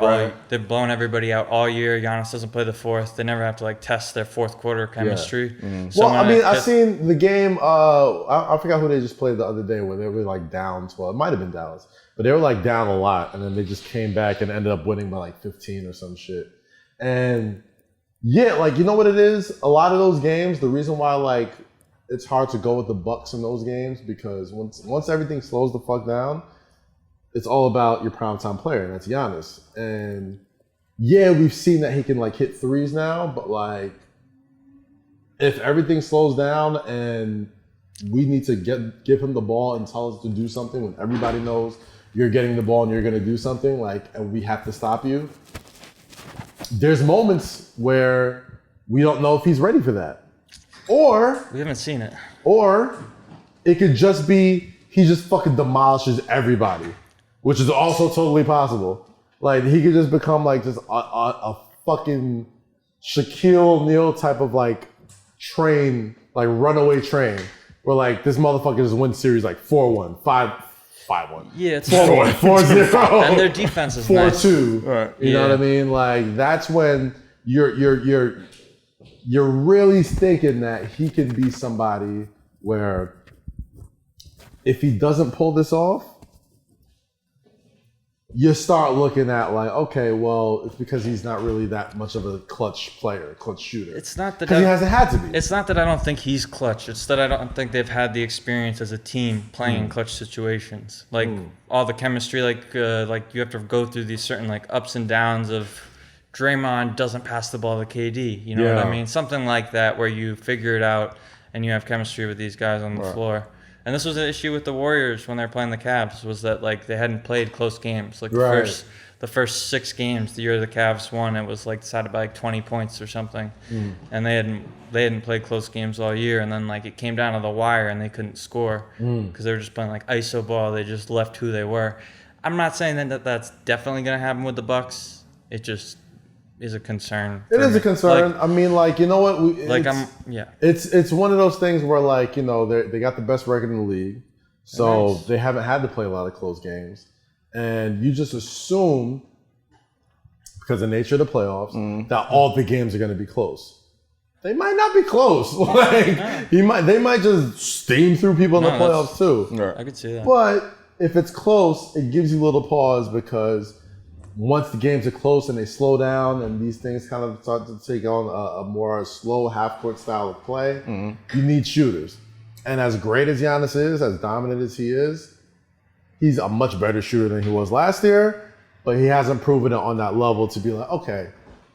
He's a threat. He's KD. Yeah. Where it's like you're just at his mercy and you just hope he fucking misses. You know what I mean? Like, where you can't do shit about it. You're just like, I just hope this nigga misses. You know what I mean? But you know, I haven't seen it with Giannis yet. Like, I do think I'm not gonna say I trust him to win a championship before Luka, but I do feel like with Luka, I have more faith in that organization to make sure he has the talent to win around. But only because of the prior history of what they've done. Because of the prior history. Yeah. Like Mark Cuban knows what the fuck he's doing. Right. Like Rick Carlisle, underrated, all-time great coach. That's true. That's a good point. They know what the fuck they're doing. Like outside, like Rick Carlisle's one of those guys that doesn't get a lot of attention for some reason, but like he's been just around as long as the Popoviches of the world, the Van Gundys of the world, like that old guard of like battle-tested '90s players played against Duncan, played against Kobe, played against Shaq, played against all these all-time greats. You know what I'm saying? A lot of these like young guys that come in and coach. Like Nick Nurse, like who's like really great. Coach of the year this year. Like he'll eventually be that. But like Rick Carlisle's one of those old guards of people that like was always just really good at X's and O's shit. Same thing as like a lot of like the really good coaches right now. But it's really interesting. Like it's really interesting. I feel like if if the Bucks don't figure it out this year with this team in this situation, where there's no home court advantage and it's just like talent wins. Whoever's the best here is gonna win. There's no home court advantage. There's no, I mean, everybody, the playing field is pretty fucking equal to everybody. So if you're the MVP and you're the defensive player of the year and you're first team All NBA, if you say you're the best player in the world, Giannis, you should win the championship this year. You should. Like, if everybody has pretty much agreed that, like... Giannis, he just called you out pretty much, brother. Listen. Call spade a spade. If your team is the best record in the East, the best record in the league, for the second year in a row, if you win the MVP for the second year in a row, you're probably going to win Defensive Player of the Year also, your first team All-NBA, and nobody has home court advantage, why the fuck shouldn't you not win a championship this year? Well, this is why I said to you earlier this month. I'm like, looks like the easiest road to the championship that I've seen ever. And like you said, like this, even just that one great point. No one has home court advantage. So now it's just about being a dog. Yeah. That's literally what this is about now. Yeah. So. Yeah. And the Bucks are a crazy defensive team. Yeah. So that travels well. Which makes oh my God, I'm bugging. The Mavs did beat the Bucks last night. I'm tripping. That's what makes the conversation so interesting. Luka killed these niggas last night. Luka killed them. It feels like in overtime. Killed them. Up by 2. Lead fucking, a minute left. It's overtime. You're the MVP guarding me. You have the #1 defense in the NBA. I got 18 assists already. I'm going to skip through the lane, throw it through my legs, and let this motherfucker dunk it for my 19th assist of the game. Luka's a bad nigga, bro. That's a bad dude. That's a bad dude. All that shit I just talked about the Bucks and how good they are, that's how bad Luka is, bro. He's 21. He's 4 years younger than Giannis. He's 21, bro. Just based off the conversation, based off of the things that I've seen from this kid, like, it's going to be very, very difficult to leave him out of the Hall of Fame. Just if we're gonna keep on having that trajectory, this, that's what I'm saying. If we're gonna keep going there, that and he's trajectory is nuts. Like you've only seen it from people like Jordan and LeBron. Yeah. Period. You've only seen that amount of instant and you're gonna tell productivity. It's almost even really just with LeBron. Just with LeBron, really, because the triple doubles. And because Jordan had college and everything. Yeah, exactly. At least Jordan went to college. Jordan but then you have this kid only, like, to the other point, he's only 21. He's only 21, and that's the dangerous part, because you don't know how further he can develop his shit. It's like he's only gonna get better. Right, yeah, obviously. He's gonna be like 90. He's a 70% free throw shooter. When that gets to 90, he's like a 20-something% 3-point shooter. When that gets to 35, we're talking about somebody averaging fucking 35, 12, and 10. Like, averaging that shit. He's not doing it for numbers. Like James Harden's numbers get discounted a little bit because he likes to stack them. He's trying to average 30, but these numbers are like in the flow of the game. Yeah, I mean, I would say Harden's is in the flow of the game a little bit too, but it's just that Harden plays a little bit more razzle dazzle, so it seems a little bit more selfish. But Luka's just so deliberate with his shit. It doesn't seem like he's stat padded. He has the ball just as much as Harden. It's just like him just playing. He just plays. He just plays the game. Listen, get on the bus, bro. He's a bad white boy. Bad boy right there. He's a bad white boy. Get on the bus if you haven't already. What else we got, Jake? Let's wrap this up soon. Let's wrap this up with some quick hitters. You guys want to do a little Verzuz? You guys watch the battle? Woo! Verzuz. All right. Ricky Rose, 2 Chainz. Hell of a battle. So yeah, like I spoke last week, even when you said that Ross has a magnificent catalog, which, sometimes limits his weapons because there's so many weapons to use. Yeah. 2 Chainz did an interview with the Breakfast Club this past week. And he was like, listen, I wasn't talking about catalog, but that's not what we're here to talk about. We talking about 20 motherfucking hits. And niggas, he was like, every song that I play is either a plaque or a multi-platinum. All my shit is hits, whether if I wrote it, whether I'm on the hook, whether I did a 16, whether it's my shit.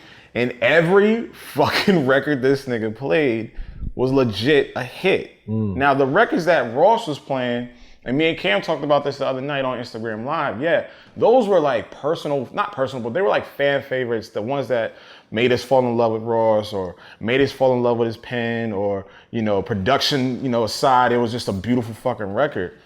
The setting in which they were doing that in, I feel like 2 Chainz won just because of those fucking records that he was playing. That I was reading off last week. I'm like, he got this, he got this, he got this, he got this, he got this.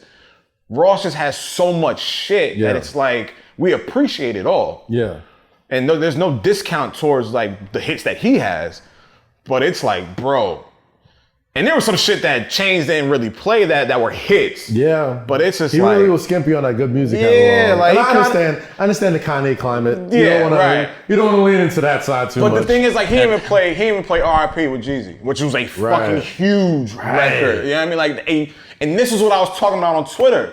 I'm like, moments. These battles are for the moments. Yeah. Give me a moment in time when this record dropped. Give me a moment when I could say, damn, I was in fucking stadium in DC and No Lie came on and the shit went crazy. I can't really say that about Aston Martin music. Can I tell you something? What? I think 2 Chainz lost the battle because he didn't sell it as much as you're selling it right now.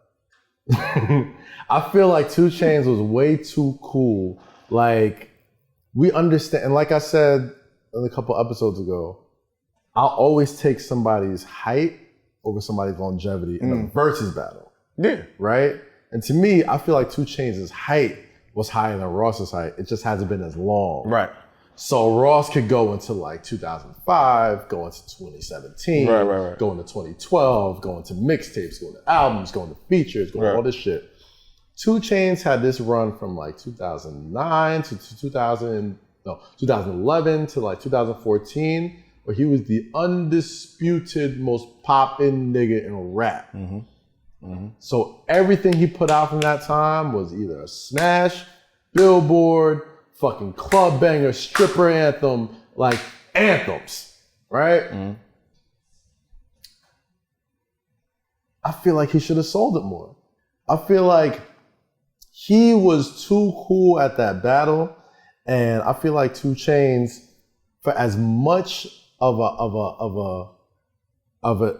I'll always put 2 Chainz as far as like one of the greatest rebrands in hip hop history. Yes. Probably the greatest rebrand in hip hop history. Yeah. Like for somebody who knows what it's like to like not be that dude and then be that fucking dude that quickly, he should have known to tell those stories. To say, you know what I mean, mention, like platinum record, dancing more. Like, I mean, like these versus battles are more than the songs at this point. And see that's where I come in with, for me, he kind of had the, you know, the ambiance and the well, you know, just being in his own shit with the strippers and then him performing over the TV tracks, the instrumentals, him knowing all of his lyrics and even Ross forgetting some of his shit. Him bringing the money for giving Ross a stack, and then here I take a stack, and then I'm drinking an 1800. Ross didn't sell it. Ross didn't sell it. Ross had a girl come and massage him during. Yeah, but nigga, like, but Chainz bought the fucking chicks, and then bought Ross a stack, and then brought him a stack. Like that's selling it because those are moments. The Ross had the fucking. He had the wardrobe change in the middle of the joke. But Chainz, these are moments too. No, you're making a moment right there. Like for the battle, for the battle. Those moments Ross was creating spoke more to his music. And the moments 2 Chainz created spoke more to his music. And I tweeted this shit. I'm like, Ross's selections are making me feel like I'm on a yacht. 2 Chainz selections make me feel like I'm in the stadium in DC. It's duality. What do you like? How do you really score that? You can't really score duality. You appreciate this because this is what it is, and then I appreciate that because that's what it is. In a weird way, Lo, this is how Jake. This is how I win every single argument. Every single one. In a weird way, this is why the Juicy J and Nas battle is so great. No, it's not. No, it's not. Because it's not. Because this is not similar. This is not similar. It's very similar. This is not similar. This is not similar. The reason why it's not similar. The reason why it's not similar is because Nas does not have any records to compete with Juicy J and vice versa. Ross and 2 Chainz have records to compete against each other and then have 2 different types of ears. But I can still give you 20 records apiece for Ross and 2 Chainz. I can't give you 20 similar records or 20 records that would make sense between Nas and Juicy J. You can. Because they've been around so long. They have, yes. Once you break it down to 20 songs, you're picking songs that bring the party up, right? Bands that make her dance. What does Nas play? Ain't hard to tell. Hate Me Now. Hate Me Now. Yeah. Because you know okay, what? Okay. Because Slob on my those are knob. two different parties. All right, but okay, no, well, you're right. Okay, slob on my knob, then what? Fuck. I already know. Doom. Shawty. Uchiwali. Say what's your Uchiwali. Okay. Boom, okay, there you go. Uchiwali. All right, so that's 2. All right. Like, don't act like Nas don't have party records for a certain I'm crowd. not saying he doesn't. I'm just saying they're different crowds. I understand that. But for 20 records, which is going to be, depending on how they tell their stories, maybe what, an hour and a half to 2 hours? That is going to get boring very fucking quick. I agree. It does. Right? That gets boring quick. And like you say. But didn't the Ross and 2 Chainz battle get boring? It at started times? boring. That's No, my point. No. Not because of the music, because of these niggas. Yes, that's my point. I'm talking about the music, motherfucker. All right, listen. So when it comes to those songs, right, that they were playing, there was a good time where I was sitting there, I'm like, all right, these motherfuckers is too cool. Like, there's a great record. That's what I'm saying. If they saw imagine him telling a story about how Hustlin' was made. Imagine him telling a story about how BMF was made and the impact it had. Or the first time he collaborated with Jay on Freemason. Imagine hearing that kind of story. 2 Chainz started to dive into some of these joints. 2 Chainz started to reveal, like, you know what I mean, this shit went platinum and I only did this record because the hook was this and that's how when I hear those stories, I'm like, okay, like, now I'm more intrigued into the music. Yeah. When you're just sitting there like Ross talking about big business over here, MMG, the lifestyle. Nigga, if you don't tell me how you fucking picked this beat and who produced this shit, that's what Verzuz is about. Yeah. Later on in the battle, things got interesting. The masseuse, the strippers, the Wingstop, the 1800, the change of the wardrobe. Yeah, that's when it's like, okay, I see where we're going. I like this now. We drunk. You know. So you don't think Nas and Juicy J can pull off Not at all, nigga. I'd rather watch. Nas pulls out his Peabody Award. No. Juicy J pulls out his Oscar. I'd rather watch Little Romeo and Bow Wow battle. Stop. Why do people keep saying that? Lil Romeo don't got. I'm sorry, Soulja Boy and Bow Wow. Soulja Boy and Bow Wow. I'd rather watch that shit because I know them niggas gonna come with the fuckery. Yes, exactly. It's gonna be fun. If Lil Bow Wow went to sleep with Lil Romeo's discography, he'd jump off a bridge. I love that fucking joke. I love when Chris Rock said, I love that fucking joke. This nigga said, Chris Rock was like, if Bill Gates woke up with all of his money, she'd jump out a window. And he said, I'll slip my wrist on the way out. Can't even feel my jet. What's that shit? Goes back to my whole thing about comedians, bro. We need them. We need them. Oh, but yeah, so that, you know, that was my 2 Chainz Rick Ross synopsis. It was a great battle. It was a great battle. We got great new songs out of it too. Yeah, I got the Moneymaker's Fire. Moneymaker's Fire. Terry Crews Caught Astray. Yeah. Rick Ross. Ross dropped a verse from a song, right? Had the Ross famous verse. Famous. And what did 2 Chainz play? 2 Chainz played. No. Did he play an unreleased song too? No, Ross played the unreleased famous verse. Yeah, and then he played the unreleased What's Free verse with Diddy on the intro. Oh, I didn't hear that. He played the What's Free with Diddy on the intro. Yeah, but no, that was a great battle. And obviously, you could just you can download the cheat sheet on Apple Music. Yes, sir. So yes, sir. Got to get on that. You know what I mean? Just to wrap that thing. Get on that. Wrap that thing up. What else we got, Jake? Let's see. Some quick hitters. Ellen, probably not a quick hitter, but you guys got any quick feelings on that? The Ellen shit? The Ellen shit? We can, no, man, I got shit to say about that. I'm straight! I'm not even going to look into the camera. Nope, you're not getting me. You're not getting me. Hey, say less. Hate to see it. Say less. Hate to see it. Say less, nigga. Twitter looking at the camera. Twitter possibly adding a subscription model. Good, bad move. I'm surprised they ain't do it yet. I'm surprised. Twitter is still free. That's what we get for keep saying that fucking phrase. We were saying that shit free. Some white man's like, how is it free? Yeah. They got 5 more times to say that shit. All right, the 5th one. All right, let's go. All right, $12. Subscribe. I mean, like, nigga, they get you. I pay for no Twitter. I'm not paying for Twitter. Can I edit my tweets? That's what they're saying. That's what. So I gotta pay to edit. Fuck you. I'm not doing that. It's kind of like it's because you would respond to something, or like you could quote tweet something, then someone could edit the tweet to say something completely different, and you're still like voicing. Bro, like, I mean, like you know what's great about Twitter? It always gets like the general idea out. Yeah. Twitter has a problem. Social media in general has a problem with nuance. You don't really get nuance, but you get the general idea. Like, I get what you're trying to say. And the reason, exactly. I get what you're going, but you need a little more meat on this. There's not the platform doesn't even give the room for meat. Pause.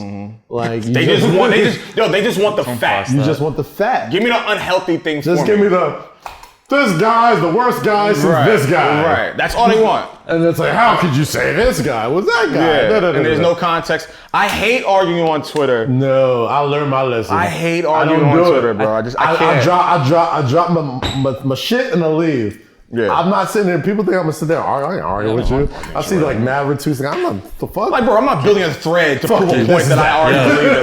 Like, I said what I said. I said what I said. My mentions. Hit mute. I'm going to eat. Like, get the fuck out of here. Like, whoever's still arguing on Twitter in 2020 is a fucking dingbat. Like, I'd rather have a debate on Instagram Live where I can like see your inflection, see how you feel. Yes, you know why? And respect it. Because there's context. Context already. There's no fat. Nuance. There's no fat. I can see what your voice and potatoes. Singing back. Yeah, I'm cool on that Twitter shit. And then, nigga, every day it's something new. I'm good. Keep it. KD and his 12 burners aren't gonna like that one. Every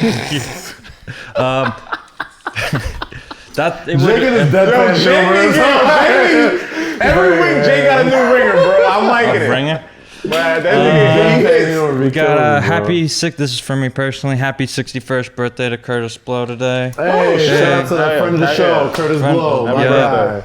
The first rapper to ever go gold, first rapper to sign a record deal, first rapper to drop a music video. Let them know. We respect legends over at Say Less. Respect legends. Man, Curtis Blow, whenever you want to come by to the show, man, let's make it happen. Shit, man. And then our last quick hitter, I figure we ended on a nice note. Melo. Clutch. What he do? The quick hitter? He's been hitting clutch shots. Oh, he's been hitting clutch shots? Oh, yeah. He's been hitting clutch shots left and right. I'm just going to do this. Everybody buried him. Too bad he couldn't hit clutch shots in New York. Hey, you got this is a fun show, bro. This is a fun show. This is a fun show. Yeah. I had to do it before we left, bro. I had to just hit you right in the chest with that one, bro. Nah, he did hit a big joint. Remember that? It was a Christmas game, and he hit like those threes back to back. It was Easter. I'm sorry. I was there. Shout out to my man Alpha Blanco. I was there. That was the crazy. best guard moments of my life. That was insane to watch. That was insane to watch. But yeah, shout out to Melo, man. Shout out to Melo. Man, this is a great show. This is fun, man. This is fun, bro. It was needed, man. Yeah. This is anybody who's watching this show. This is like an especially hard show for me to do. Yeah, I know. Because this is like the anniversary of my daughter Nia, who was born on this day last year and passed away shortly afterwards. And it's literally like the hardest thing like I've ever had to deal with in my life, and I'm still dealing with it. But man, it's you really rely on like the kindness of like people at this time, and you know your friends and your family and all this type of stuff, because like nobody can really know what to say to you. Yeah, of course. When that shit happens to you, so you know, anybody who's followed me since Flagrant 2, like, and you know, I was on Brilliant Idiots that week too when I talked about what happened with my daughter. To this day, I still get like amazing like messages of like support and positivity. And that means like the fucking world to me. Like I literally met Jake that next week. The next week that I literally had to bury my daughter, I worked with Jake at a UFC project, and he brought me a rock that I still have to this day that says courage on it. And I really hold that right here. So I just want to say, like, you know, it's a rough day and a rough week as well. But you know, shout out to my fiance Jasmine, who's not here today. But she's the best, and anybody who's like shouting me out or like giving me like words of encouragement, like give that to her just as much, man. Like she's the most amazing fucking person. Y'all have seen her on the show, like you've seen how she is, man. She's fucking one of a kind, bro. And I'm so happy that I can like spend my life with her, and she's the best fucking person I've ever met in my life. So you know, this episode is dedicated to my daughter.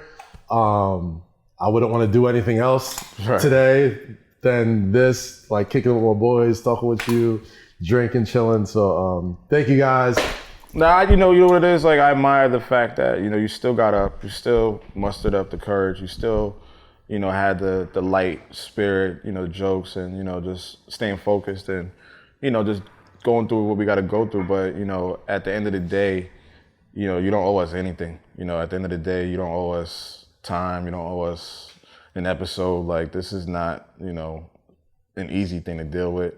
I've had my loss too, but I went right back to work. But I know what that time is needed. I know what that, that space is needed. And I hit you this morning. I'm like, yo, bro, like I know what today is. And I'm like, if you don't want to record, just let me know. But I'll come over, get some food, we chill. But he was like, nah, man, let's. This is therapeutic. That's what we do, man. This is what we do. So that's what we do. Like, from me to you, I know what it is.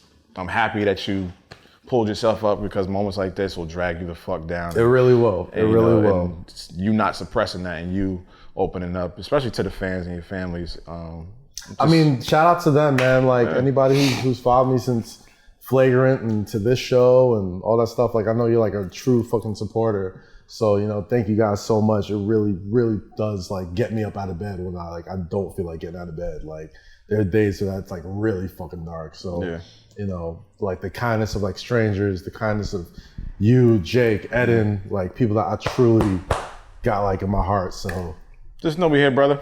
We really appreciate y'all. That's it, man. We here. That's today's episode. We here. Like I always say every week, stay free, stay safe, and always say less. And wear your fucking mask. Cheers. Cheers.